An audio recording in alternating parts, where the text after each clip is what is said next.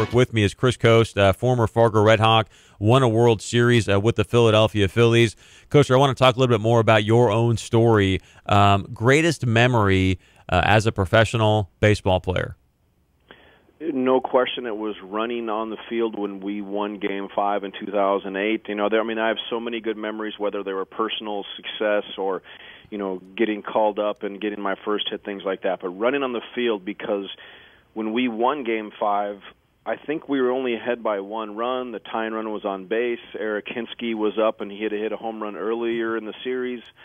So it wasn't one of those, just get the third out and you win the World Series thing. It was, we might actually lose this game. And if we would have lost Game 5, the Rays that year had a much better pitching matchup. They had their two best pitchers still lined up for Game 6 or 7. We were kind of, Cole Hamels was all used up and he was our ace. So the Rays would have had the advantage. So we were all in the dugout holding our breaths. So when Brad Lidd struck out Eric Hinsky to end it, that run on the field, that dreamlike state that I try to put it in words, but the only thing, when people ask me what it was like to win the World Series, my phrase is usually, imagine that you woke up one day and you found out that you won the $100 million lottery, that feeling of disbelief, there's no way this is happening to me.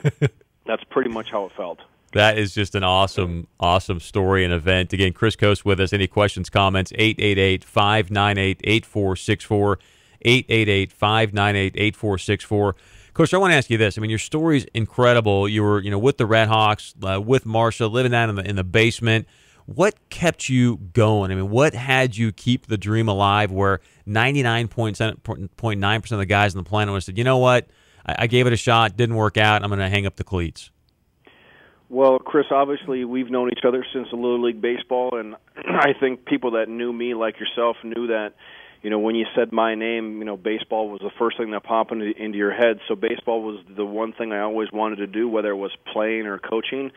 When the Red Hawks, when the Red Hawks rolled into town in 1996, for me, that was my major leagues. I just wanted to play for that team, and when I did play for the Red Hawks, I really didn't have aspirations. I shouldn't say aspirations. I didn't have the thoughts that I would become a major leaguer at that point. I just wanted to play in Fargo.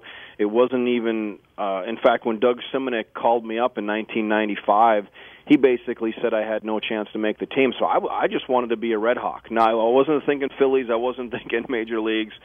And when I made the Red Hawks team, for me, it actually felt like I won the World Series personally. So my thought was, I'll play for the Red Hawks for, 10, 12, 15 years, become the manager one day or work in the front office. And, I was happy with the Red Hawks. And then when I first got the call to go to the minor leagues with the Cleveland Indians, I actually turned it down simply because I loved life in Fargo so much. I wasn't making a lot of money, but, life was good. You're right. I was living in the basement with my wife, and in 1999, my newborn daughter at the time, but to me, that I might as well have been a millionaire because I woke up every day knowing I was where I was supposed to be. And then you fast forward several years when I eventually did make it to AAA. To walk away from the game when you're in AAA, to me, is not very smart, simply because you're so close to major leagues. I would see my teammates and opponents go to the big leagues on a daily basis. And the fact that I knew that I was still a pretty good player. So there's a ton of reasons why I could never have walked away. You see all these movies about guys going through AA, AAA, and then going up to the bigs.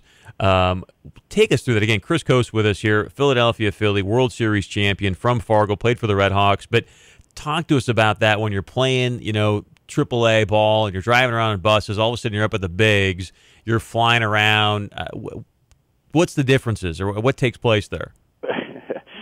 I always say that people ask me, hey, what's the difference between the major leagues and the minor leagues? And I say something to the effect of, the minor leagues are peanut butter and jelly sandwiches on a 10-hour bus ride to nowhere or to the Red Roof Inn. And the major leagues are steak and lobster on a chartered flight to the Ritz-Carlton. That kind of sums up the lifestyle. And but the common theme that you have, though, is whether you're in the minor leagues or the major leagues, every major leaguer was in the minor leagues. We all have a common bond. And, I've only been in a few major league clubhouses, but the one great thing about the Phillies clubhouse was as many stars that are on that team and that were on that team when I was there, when you walked in that clubhouse, you weren't a rookie, you weren't a veteran, you weren't a you didn't have a $150 million contract. You were a Philadelphia Philly. You bled Philly red. They don't care where you came from, who you were. If you could help us win, you were a Philadelphia Philly, and that's one of the many reasons why they're so successful.